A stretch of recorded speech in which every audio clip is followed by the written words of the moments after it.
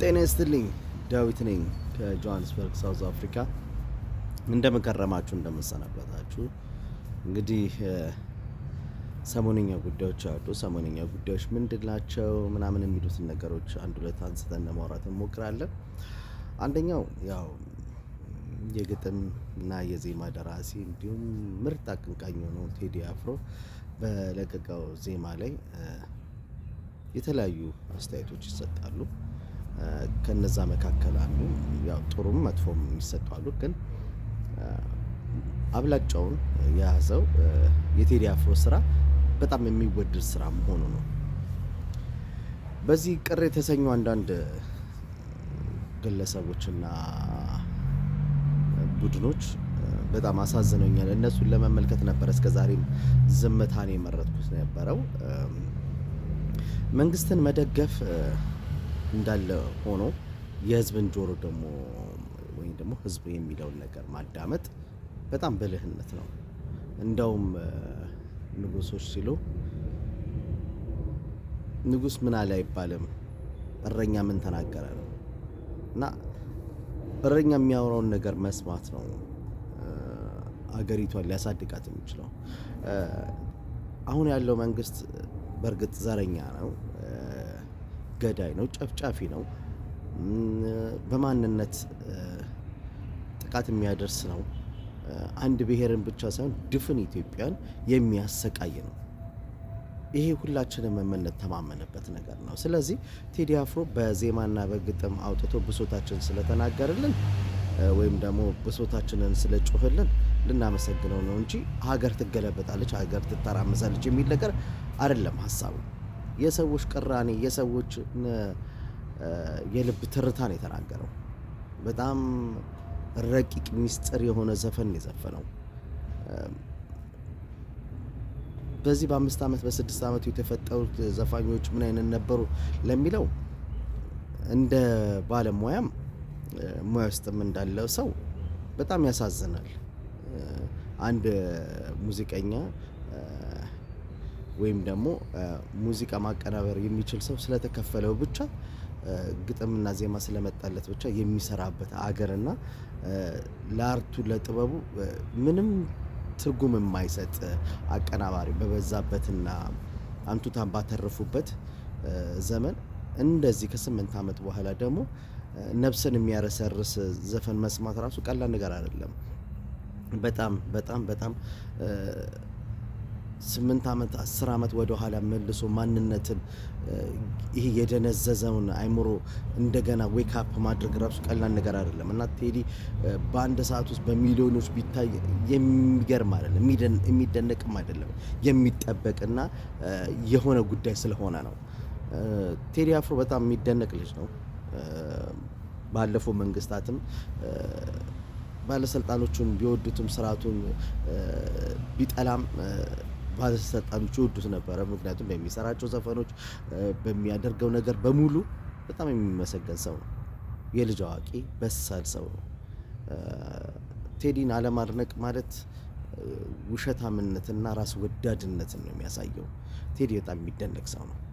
እኔ በቴዲ ላይ ምንም አይነት ኮምፕሌን የለኝም። በቃ በዘመናቸው ታላላቆቻችን ጥላሁንን፣ መሐሙድን፣ ኤፍሬምን፣ ሚኒሊክ ወስናቸው በጣም ብዙ ዘፋኞች አይተዋል። እኛ በዘመናችን እንደ ቴዲ አፍሮ ግን ያየነው ዘፋኝ የለም። በቃ ጻጽታለቅ በጣም የሚገርም በስንት ጊዜ አንድ የሚፈጠሩ እንደዚህ አይነት ሰዎች አሉ። በኳሱ ዓለም ካያችሁት እንደ ሜሲ አይነት ሰዎች ታያላችሁ። በቃ ታሪክ የሆኑ ሰዎች ታያላችሁ። እነሱን ለማግኘት ረጅም ጊዜና ረጅም ዓመት ይጠበቃል። ቴዲ አፍሮን ለማግኘት አይዶን ነው ምን ያህል እድሜ እንደምንጠብቅ አላውቅም። ግን የአርት ሰው ስትሆኑ ሙዚቃን እንደሚያክሰው ግጥምን ዜማን እንደሚወድ ሰው ካያችሁት ቴዲን አፍሮን ከማድነቅ ምንም የሚያግዳችሁ ነገር የለም እና ቴዲ የሚደነቅ ነው። የህዝቡን ድምፅ፣ የህዝቡን ሮሮ፣ የህዝቡን ጩኸት፣ የህዝቡን ስቃይ በ8 ደቂቃ ውስጥ ጥንቅቅ አድርጎ ማንነታቸውን አፍርጥርጦ እስኪደናገዱ ድረስ አሳይቷል። እኔ ደጋፊ ነው አይደለም፣ ተቋሚ ነው አይደለም፣ እኔ እሱ የሚመለከተኝ ጉዳይ አይደለም። እኔ ግን እንደ አርት ዛሬ እጅግ እስከ ዛሬ ድረስ የሚወደዱትን ስነ ጥበቦችን አይተናል። ሞናሊዛ እስከ ዛሬ የምትወደደው ምንም ነገር ስለሆነች አይደለም፣ ሁለት ገጽታ አላት ብሎ ስላየንና ስላመነን ስለወደድን ይሄው እስከ ዛሬ ድረስ አለች። ልክ እንደ ሞናሊዛ ደግሞ ነው ማለት ነው።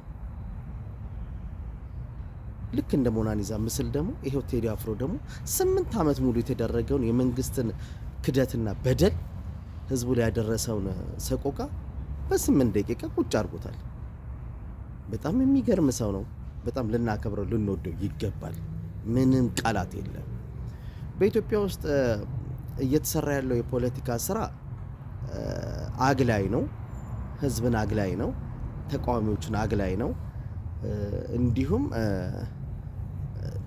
በማናለብኝነት የሚደረጉ አፈናና ድብደቦች እጅግ የበረከቱበት ዘመን ነው። እሱም ብቻ ሳይሆን የመናገር፣ የመጻፍ፣ የመደራጀት መብት እጅጉን ቀጭጮ ያለበት ጊዜ ነው።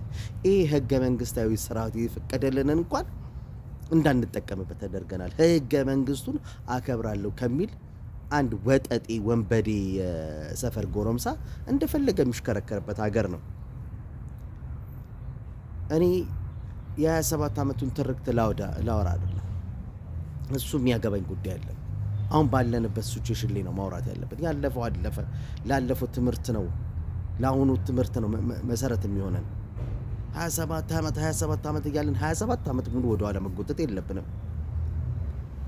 ከ27 ዓመቱ ግን ተምረን 8 ዓመቱን የተሻለ ማድረግ እንችል ነበረ።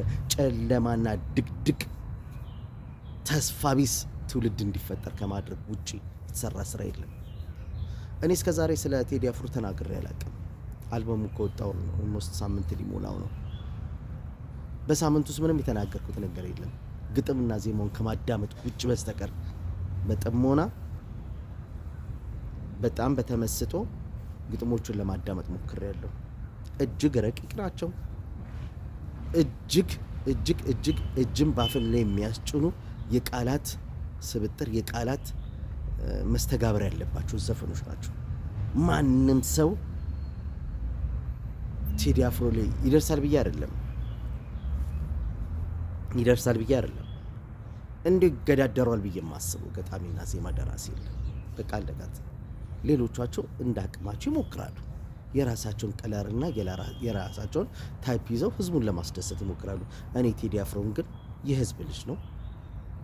ማንም ሰው እንዲነካው አንፈልግም። ማንም ሰው የኢትዮጵያ መንግስትም በምንም ሪዝን ሊከሰው አይችልም።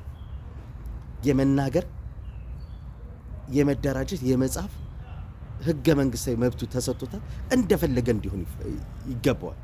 ካለዛ አምባገነን፣ ጨፍጫፊ፣ ገፊ መንግስት እንደሆነ በግልጽ ያሳየናል። እኔ ሚዲያ ኖራዎቹ አንዳንድ ሰዎች ቴዲን ለመቸት ቴዲን ለመኮነን የምታደርጉት ሙከራ በእውነት ነው ያስተዛዝባቸዋል። ነገ ከነገ ወዲያ ልክ እንደ ኢህአዴግ ብልጽግና ይወድቃል። እውነቴን ነው የምኖራችሁ። 2 ዓመት 3 ዓመት አይቆይም። ከዚህ በኋላ የህዝብ አመጽ ይቀዘቀዛል። የህዝብ አመጽ ይቀጣጠላል። ከዛ በኋላ እናንተ የት ነው የምትደበቁት? ህዝብ ስር ነው የምትኖሩት። ከህዝብ ጋር ነው የምትኖሩት። ልትሸማቀቁ ለምን በማስተዋል ሁሉ አትሄዱም? ለምን በማስተዋል ሁሉን ነገር ለማድረግ አትሞክሩም? ሀገር የምትገነባው እኮ በካድሬ ስብሰባና በካድሬው ጫጫታና ጭብጨባ አይደል፣ በህዝብ አንድነት ነው። በህዝብ አንድነት፣ በህዝብ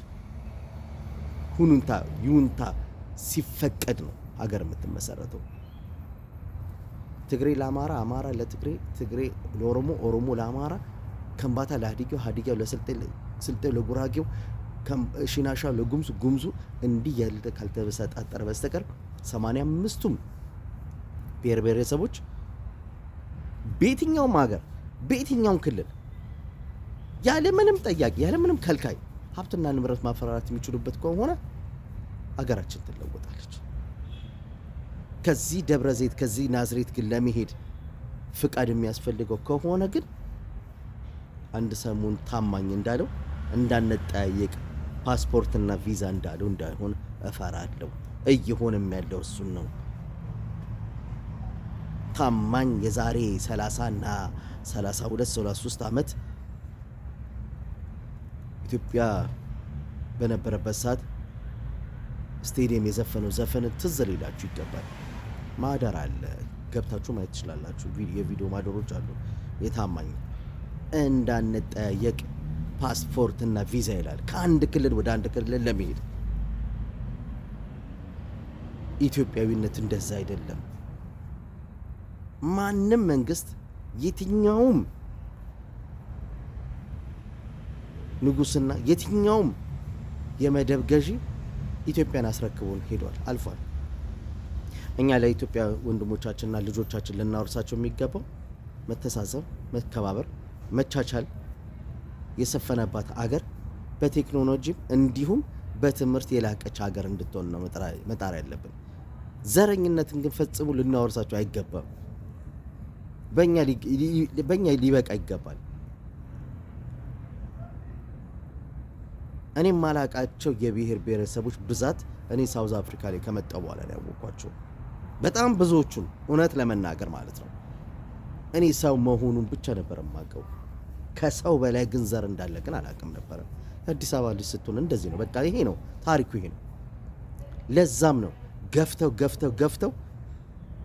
ከአዲስ አበባ ወደ ክልል ያስወጡ ነው። የአዲስ አበባ ልጅም ሲወጣ አልከፋውም።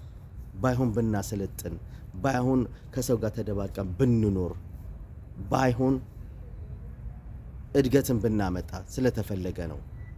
እንዲህ ቅንቅን ከማሰብ በስተቀር እንደናንተ አይነት ቅንቅን አስተሳሰብ የለውም የአዲስ አበባ ልጅ። እኔ የፈለገ ነገር ብሎ ማንም ሰው አንሶ ብሔር ውስጥ እንዲደበቅ ግን አልፈቅድለትም። አንሶ ጎሳ ላይ እንዲሰፈር አልፈልግም። ሰው መሆን ብቻ በቂ ነው። በቃ ይኸው እያየን ነው።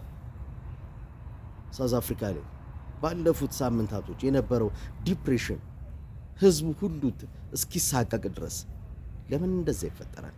አንድ ብንሆን ግን፣ አንድነታችን ብናጠነክረ፣ አንድነታችን ቢሰፋ ግን ማንም ሰው አይዳፈረንም።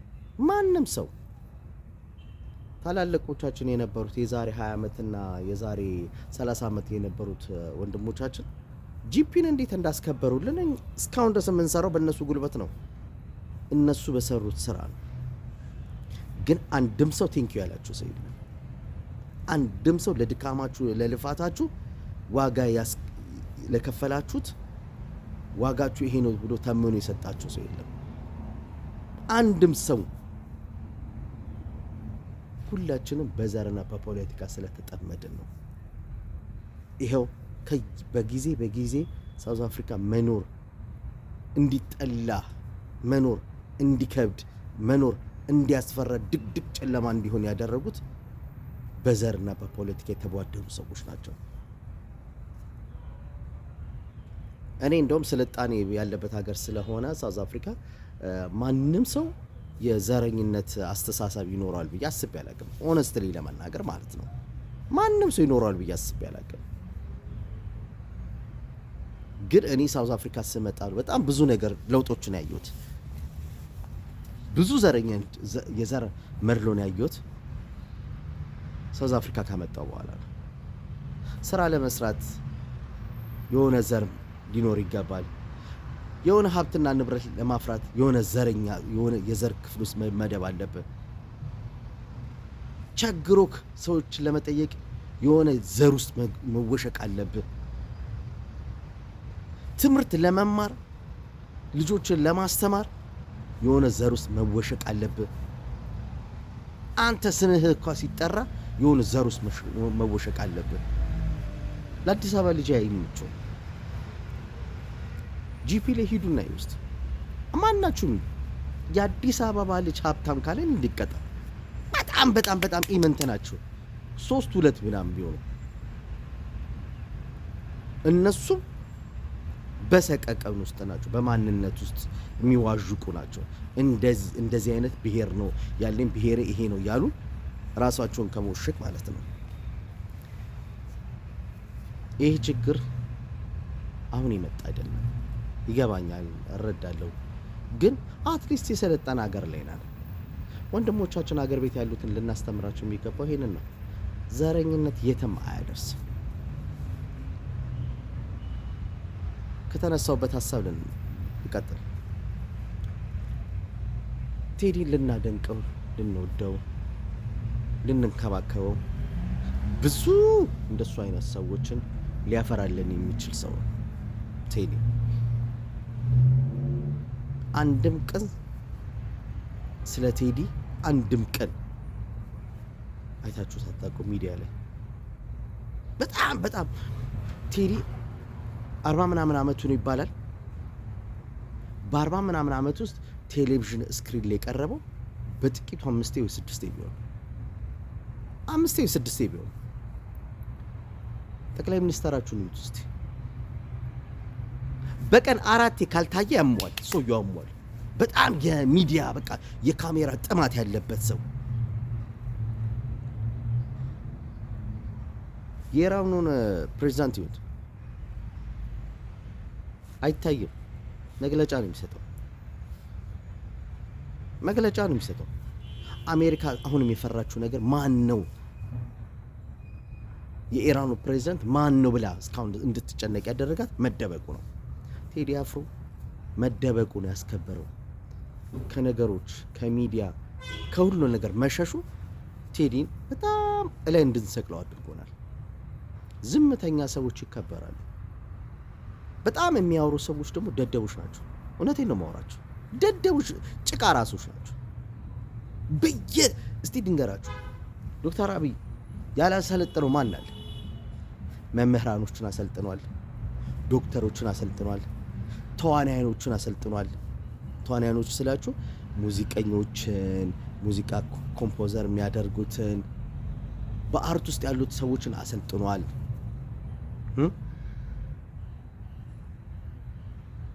በፖለቲካ በኢኮኖሚ አደጉ የሚባሉትን ሰብሰቦቹ አሰልጥኗል።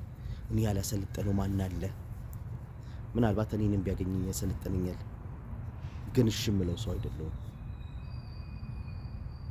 ይሄ ጭራሹ አስተዛዝቦታል ሰው ለነገሮች በሙሉ እንዴ። ሰሞነኛውን እንኳን ብታዩ ማለት ነው ስለ ቁራና ስለ ምንድነው ስለ ንስር አሞራ ሁለቱን ኮምፔር ሲያደርግ በጣም ሼም አለማንበቡ የቁራን ብልጠትና የንስርን ኃያልነት ብቻ ባለመገንዘቡ በጣም ብዙ ነጥብ አስተውሎታል። ዶክተር አብይ እውነቴን ነው የሚላችሁ፣ እኔ በእርግጠኝነት ነው የምነግራችሁ 12 ሙሉ የጨረሰው አይመስለኝም። የትምህርት ስታተሶቹን ብታዩ እንዳለ የተጨመላለቀ ነው። እኔ ትምህርት ሚኒስተሩ እንግዲህ ፕሮፌሰር ብርሃኑ ነጋ እኔ የትምህርት ፈተናና ይሄ ፈተናሽ ድርጅቶች እዛ ተኪዶ ነጥቦቹ ሁሉ ቢታዩ እኔ እንጃ ያለው ሁሉ አይመስለኝም። ማስረብተው ሁሉ የተፈተነው ሁሉ አይመስለኝም። በአቋራጭ ግንቦታ የሚባል ትምህርት ቤት ነበረ። yes I'm good። ግንቦታ የሚባል ትምህርት ቤት ነበረ። የኢህአዴግ ወታደሮች እየሄዱ የሚታጎሩበት የሚማሩበት ትምህርት ቤት ልክ እንደ ሲቪል ሰርቪስ ትምህርት ቤት ነበረ። በእውነቴን ነው የማወራችሁ። እኔ ከዛ ውስጥ ያመለጠ ሁሉ ነው የሚመስለኝ፣ ተምሮ ሁሉ አይመስለኝም። እንዴ ዶክተር አብይ እኮ ሚስቱን እኮ ፈቶ ትዳሩን ህይወቱን እኮ የመሰረተ ኢትዮጵያ ውስጥ የመሰረተ ሰው ነበረ። በኢትዮጵያ የፖለቲካ የመንግስት ስልጣን ላይ ፈት የሆነ ሰው ስላልተገኘ ተብላ ተለምነ ከአሜሪካ የመጣች ሴት ሆናት ወይዘሮ ዝናሽ ዝንዬ። ኧረ ኮሚክ ናት እሷ በጣም ስልጣኑን ስትይ ያው ሴት ናት እንዴ ስልጣን አረ ለደ ፎግራለ ተጣቃለለች። ግንስ ቀስ በቀስ ታሪክ ይገለጣል። ቀስ በቀስ ማንነት ይረዳል። ቀስ በቀስ ነው፣ ብዙም አይደለም። ትፎገራል። አብይ ራሱን ያስፎገረ ሰው ነው። እንደ መጀመሪያው እንደ ህንድ አክተር ዝም ብሎ ግርግዳ ላይ ከሚለጠፍ ማለት ወርዶ ራሱን ቢያጠፋ ራሱን በቃ ቢደብቅ ነበር የሚሻለው። ተፎገረ ብራዘር እንዴ ኢትዮጵያ ሲኒማ ነው ምናየው። የህንድ ፊልም እኮ አንድ የህንድ ፊልም አንድ የአሜሪካ ፊልም የህንድ ፊልም እኮ ከ15 ቀን በላይ አይወርድም ነበር። አብይ አህመድ እንደዛ ነው፣ ተሰቅሎ የማይወርድ ሰው ነው። ራሱ ሰቅሎ በቃ ላይ እንዴ ዝናሽ እንዴ የጠቅላይ ሚኒስትሩ ሚስት ዝናሽ እማትከፍተው ዳቦ ቤት ነበር እንዴ? እማትከፍተው የዳቦ ቤት ፋብሪካ ነበር። ሸገር ላይ ሰማን፣ ሸገር ኤፍኤም ላይ ሰማን። ተጠየቁ ዳቦ እንትኑ የሚሰሩትን አንድ ሰው ዳቦ ከኛ አይገዛም። ለምን እንደዚህ ሊጥ ነው ውስጡ የሚመጣው ዱቄት ሊጥ ነው። ስለዚህ ሰው ከኛ አይገዛም፣ እንጥለዋለን፣ የምንጥለው ይበሳል። ይህን ለማለት የፈለጉት ለምን ታውቃላችሁ? መርህ አልባ ነው መንግስቱ። የአብይ ስርዓት መርህ አልባ ነው። መርህ የለውም፣ ህግ የለውም፣ በህግ የሚተዳደር አይደለም። የክልሎቹ ፕሬዝዳንቶች አያቸው ዘራፊ፣ ሌቦች፣ አፋኝ ግሩፕ ያላቸው ደብዳቤ ህዝቡን የሚደበድቡ ለምን ተናገረ ብሎ ህዝቡን የሚያሰቃዩ እናቴ ታፈነች ብሎ ከ2 ሚሊዮንና ከ3 ሚሊዮን ብር በላይ ከህዝብ ካዝና ውስጥ አውጥቶ የሚከፍል እንደዚህ አይነት የክልል መንግስት ነው ያለን። እንግዲህ ወንድሞቼ I'm good and yeah, no problem, just 1 minute all finished.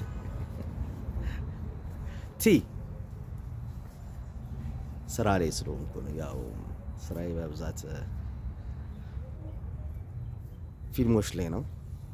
ስለዚህ ያው ስቱዲዮ መጥቼ ምን እንደስተር የሚሉት ሻይ ያስፈልገኛል። ያው አርቲስት ሆኖ ሻይን የሚጠጣው ማኪያቶ አይጠጣም፣ ወይ ቡና የሚጠጣ ወይ ሻይ የሚጠጣ ከዛ ውጭ አይጠጣም። ምክንያቱም ድምጽ ቮካል ስለሚገባ አይሆንም። ወደ ዋናው ነጥብ ልመልሳችሁ። እንደዛ የሆነበት ምክንያት ምንድን ነው? በህዝብና ሀብትና ገንዘብ የሚሰራ ነገር ምንድን ነው? ቤተ መንግስት ለማነጽ እኮ አትጠይቁኝ፣ ምን አገባችሁ? ፓርላማ ላይ ምን አገባችሁ? አያገባችሁም። በእኔ ገንዘብ ከየትም ላምጣው ምን አገባችሁ? እንዴት ይባላል እንዴ?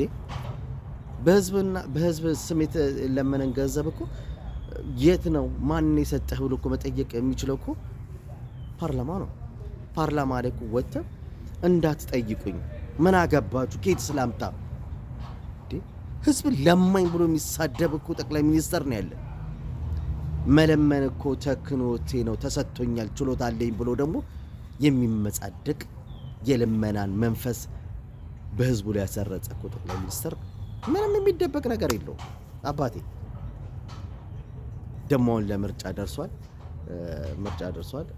ህዝቡን ደግሞ በግዴታ ካርድ አውጡ እየተባለ ነው። ምክንያቱም ካርድ ካላወጣችሁ ይሄን ነገር አታገኙም፣ እንደዚህ አይነት ጥቅማ ጥቅሞች ነገሮችና ከመንግስት የምታገኙትን ነገሮች አይቻልም እየተባለ ነው። ትናንትና የሰማሁትን ልንገራችሁ። በጤና ጣቢያ ውስጥ በተለያዩ የመንግስት መስሪያ ቤቶች ሰራተኞቹ እየተቀነሱ ነው። ምክንያቱም ደሞዝ የሚከፍለው ስለሌለ። ይሄን ደግሞ ተሰብስበው ነግረዋቸዋል፣ እንቀንሳቸዋለን። ምክንያቱም መንግስት የሚከፍለው ደሞዝ የለም። ጤና ጣቢያ የመንግስት የጤና ተቋም ውስጥ ህዝቡን ለማከም አይደል እንዴ መንግስት ገንዘብ የሚሰበሰበው ታክስና ግብር የሚሰበሰበው? በምን መልኩ ነው ማከም? መድኃኒት ስለሌለኝ ማከም ስለማችን ሰራተኞቹን አባርራሉ የሚለው በምን ሞራሉ? ታዲያ ቴዲኮ ዳስጣል ቢልኩ ምንድን ነው የሚከፋል? ምንድን ነው የሚከፋው መንግስት? ለምንድን ነው ከቴዲ ጋር የነበሩትን ሰዎች ማናጀሮችን፣ አማካሪውን እንዲሁም ጓደኞቹን እያሳደደ ለምንድን ነው የሚያስረው? ቴዲን ባይተዋር ለማድረግ ከዛ ቴዲ በራሱ መተማመን እንዳይኖረው የተለያዩ ነገሮችን ኮንሰርቶችን እንዳይሰራ ለምን እንዴ? እውነቱ ሲነገር እኮ ማመን አለብህ። እውነቱ ሲነገር መቀበል አለብህ። እጅን ማንሳት አለብህ። እኔ እንደዚህ ነኝ ብለህ መስማት መቻል አለብህ። ህዝቡ ፖለቲከኛ አይደለም፣ መብላት መጠጣት ይፈልጋል። ህልውናው በአገሩ ላይ ወልዶ ልጆች አሳድጎ ለቁም ነገር አብቅቶ መዳር ይፈልጋል። መብላት መጠጣት ይፈልጋል። ስደትን አይፈልግም። ስደት ምርጫው ሊሆን አይገባም ለአንድ ህዝብ። ለአንድ ዜጋ ስደት ምርጫው ሊሆን አይገባም። በሀገሩ ላይ ሀብትና ንብረት አፍርቶ የመኖር ነፃነት መብቱ ሊሰጠው ይገባል። ይሄ ህገ መንግስታዊ መብቱ ነው። ይሄ መብቱ ነው። በቃ እናንተ ህገ መንግስቱ አይናድም፣ አይሻርም። ባንዲራ መቀየር ይችላል። ስልጣኔን ግን በፍጹም አትነኩም ሊባል አይቻልም። ሁሉንም ከከለከል ስልጣንህን መልቀቅ መቻል አለበት። መልቀቅ የሚባለውን ነገር ግዴታ በኢትዮጵያ ፖለቲካ ውስጥ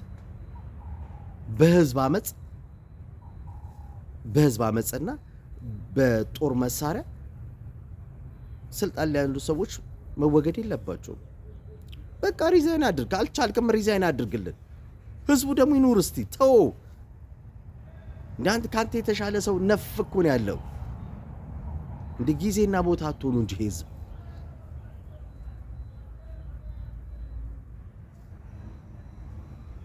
አንተ የኢኮኖሚ አማካሪዎችን አሰማም። አንተ ድንጋይ ራስ፣ አንተ የማህበራዊ አማካሪዎችን አሰማም። ስለ ጤና የሚያውቁ ሰዎችን አትሰማም። የተለያዩ ዘርፎች አሉ። እነሱ ነው የመስማት አቅምም ፍላጎትም ሞራሉ የለህም። የበታችነት ስሜት ያጠቃ ግለሰብ ነህ አንተ። ኢትዮጵያዊም አትመስለኝም። ምክንያቱም ለመሰለ አንተ ለአሜሪካን የምትሰልል የነበርክ ባንዳነትን በአደባባይ የመሰከርክ ከስልጣንም ወርደ ለፍርድ ብትቀርብ በራስ በገዛ አፍ በተናገርካት ፍርድ ላይ ፍርድህን የምትቀበል ሰው ነህ። እኔ አብዬን ያዝንልሃለሁ። እውነቴን ነው። አንተ እንደ ጋዳፊም እንደ ኢራቁም ሳዳም ሁሴን ህይወት ሞትም የሚገባ ሰው ነህ ብዬ አላስብም። ያን እድል ታገኛለህ ብዬ አላስብም። ግን ልጆችህ በጣም የሚያሳዝኑ ሴቶች ናቸው። አንተ የአሜሪካ እያኖርካቸው ነው። የስንቱን እናት ልጆች በጦር ግንባር አሰማርተህ ገለ ችግኝ የምትተክል ሰው ነህ። ለሞቱ ሰዎች ጥላ ያስፈልጋቸዋል ብለህ የምትሳለቅ በድሃ እናት የምትሳለቅ ሰው ነህ። የድሃ እናት እንባዎች ምንም የማይመስልህ ህልመኛ ሰው ነህ።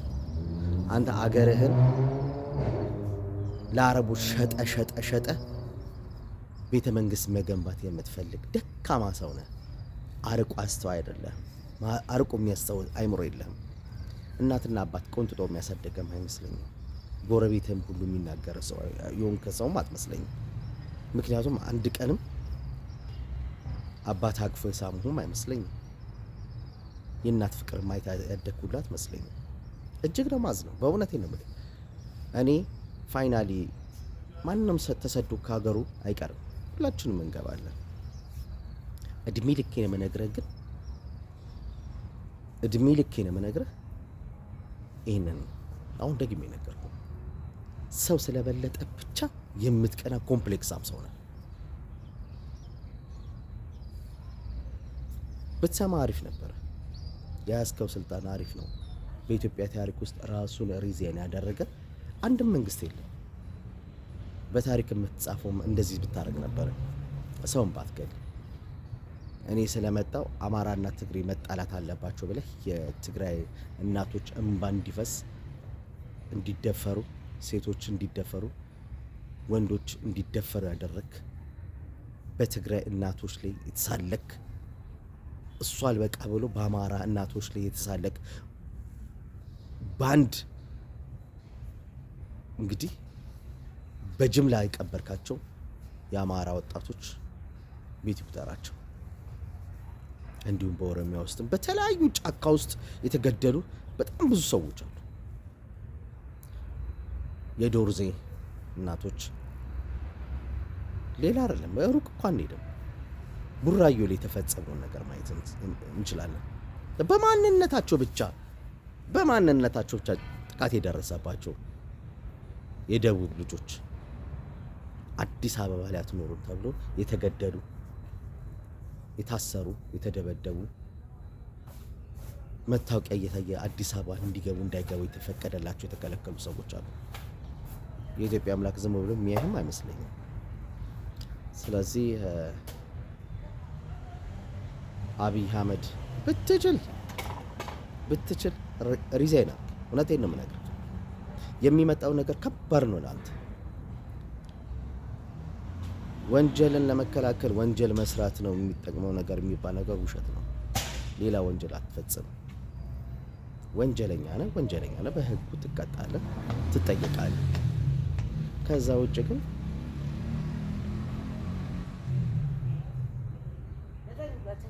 ደርግ የሚያደረገው ነገር አንድ ነው።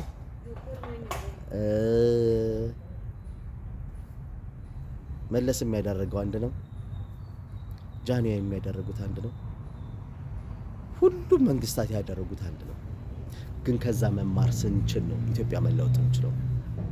ኤኒዌይ ለብልጽግና መንግስት የምነግርህ ምን እንደተቃለ ብትችል የሽግግር መንግስት መስረት። እሱ ነው የሚጠቅመው። ማምለጫው መንገድ እሱ ብቻ ነው። የሽግግር መንግስት ልመሰረት ነው ብለህ መስረት። ሌላ ዝባዝንኪ ውስጥ አትግባ። ኢትዮጵያን ለማዳን የኔም ያንተም ያንቺም የሁላችንም ርብርብ ያስፈልጋል። አመሰግናለሁ። ዳዊት ነበርኩ ከሳውዝ አፍሪካ ጆሃንስበርግ ከተማ። ዋጓን ብለናል። የሳይ